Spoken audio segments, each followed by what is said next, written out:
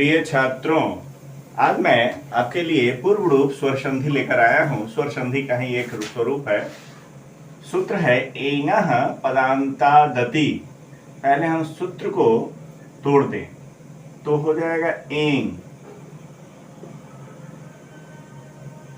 एङः पंचमी है, यहाँ जो है यह पंचमी है, और पदान्तात यहां भी पंचमी, और उसके बाद है अति, यहां सप्तमी है। शब्दों को मैंने अलग कर लिया, पंचमी, पंचमी और सप्तमी। तो पदान्तात एङः का अब इसको अति करेंगे, जब अन्वय करेंगे तो आएगा कि पदान्तात एङः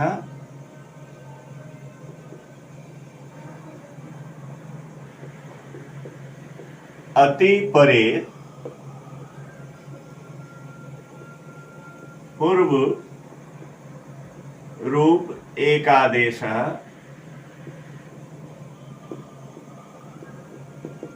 स्यात्। ऐसा होगा। अब मानिए संस्कृत में है, अब समझ लीजिए एङ क्या है। एङ प्रत्याहार है, जिसमें एङ प्रत्याहार है। प्रत्याहार कहते हैं वर्णों का संक्षिप्त रूप, जिसमें आता है ए और ओ, यही एङ बनता है। ए से लेके अंगत तक इसकी गिनती नहीं होती है, तो बन गया ए और बच गया ओ। तो कहता है प्लस का चिन्ह के पहले मान लीजिए यहाँ पर ए हो अथवा ओ हो, ओम मत है ना, ओ, ये दोनों में से कोई हो। और अति कहता है अति पड़े, अति मतलब अ, यानी ह्रस्व है ना, ह्रस्व अ, अकार। ठीक है, समझ गए कि अ परे हो तो कहता है पूर्व रूप एकादेशः स्यात्। जब दोनों को जोड़ेंगे तो पूर्व रूप, पूर्व में कैसा रूप है, अगर ए है तो ए और ओ है तो ओ, ऐसा हो जाएगा। यानी कहने का मतलब हुआ, इसको और करेंगे तो ए और अ का लोप हो जाता है, उसके बदले अवग्रह होता है ऐसा, अथवा ओ और अ का लोप होता है लेकिन उसका संस्कार बना रहता है। लोप का ये अर्थ होता है। यानी इसको अगर हम देखें दूसरी तरह से तो फिर देख लीजिए। अब उदाहरण के लिए देख करके बताते हैं। यथा लोके, अब लोके में अंत में क्या है, पदान्तात ए, पद के अंत में ए है, पद के अंत में लोक पद हुआ। लोके सप्तमी है, यहाँ पर सप्तमी है, उसमें ए हुआ अंत में। और लोके जो रश्मिन ऐसा शब्द आया, यहाँ पर अ आ गया, ह्रस्वकार देख रहे हैं यहाँ पर दिया हुआ है, तो अ है अस्मिन का। और पहले लोके है, लोके में क्या है, ए है, आप देख रहे हैं यहाँ। तो ए और अ वर्णों के बीच संधि होती है, तो जब संधि होगी तो कहता है पूर्व रूप एकादेश। पूर्व में कैसा रूप है, ए, तो ऐसा ही हो जाएगा लोके। और इस अ का लोप होता है लेकिन इसका संस्कार बचा रहता है, इसलिए अवग्रह दिया गया रहता है। यह बताता है कि इससे पहले यहाँ पर अ था और लोके अस्मिन ऐसा रूप बनता है ना। आप देखेंगे लोके अस्मिन, या फिर ऐसा समझने के लिए दिए थे, मिटा देता हूं इसको, या फिर रहने देता हूं। चित्रे जोर अस्मिन, अस्मिन चित्रे देते हैं, आप उलट दीजिए, संधि हो जाएगी, पूर्व रूप चित्रे अस्मिन हो जाएगा। चित्रे रह गया, पूर्व रूप एकादेश ऐसा ही हो जाएगा। और इस अ जो है यहाँ पर इसका अवग्रह हो गया है, इसका लोप हुआ है, लोप का फल दिखाई पड़े इसके लिए यहाँ अवग्रह दिया जाता है कि इस अ का संस्कार बचा हुआ है। जब हम संधि विच्छेद करेंगे तो यहीं से इसको अ बना करके अस्मिन चित्रे जो रश्मिन कर देंगे, है ना।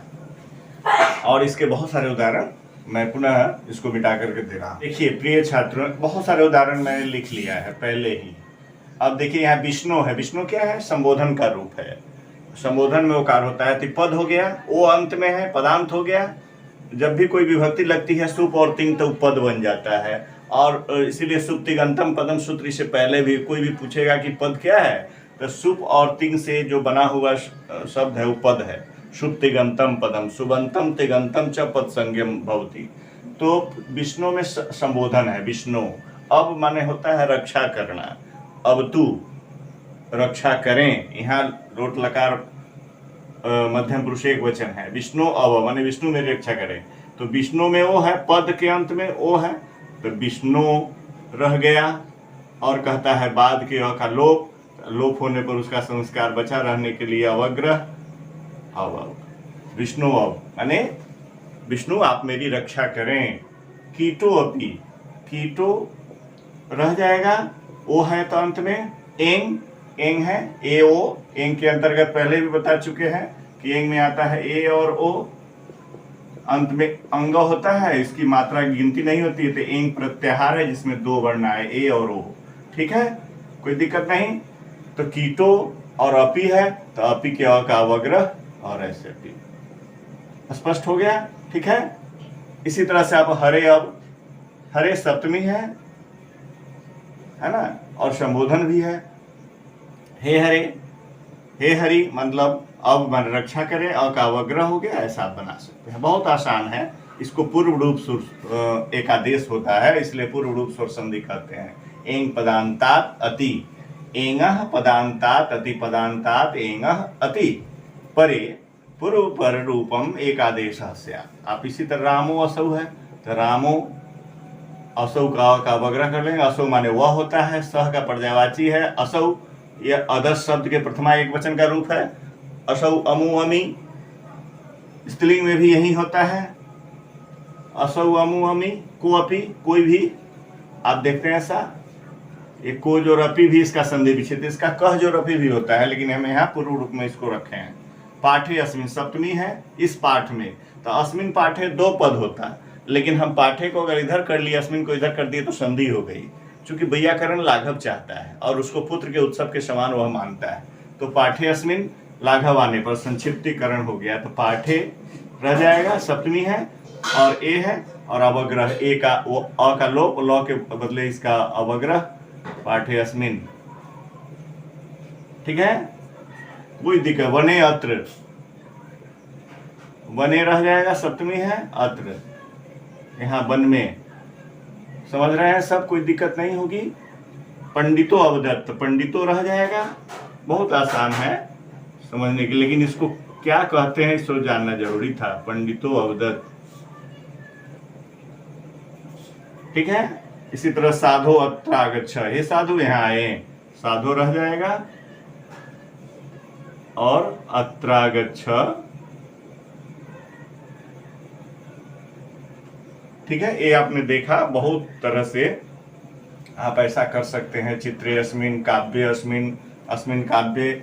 अब दो पद लिखा हुआ है, बस अंत कर रहे हैं, तो हम इसको आप समझाने के लिए एक बार पुनः, अस्मिन काव्य ऐसा आपको लिखा हुआ है इस काव्य में, तो दो पद है, कभी भी संधि नहीं होगी। लेकिन जब हम अगर काव्य को इधर कर लेते हैं तो, और अस्मिन को अगर इधर जाने देते हैं तो आराम से संधि हो जाती है। यह पूर्व रूप स्वर संधि के अंतर्गत आएगा।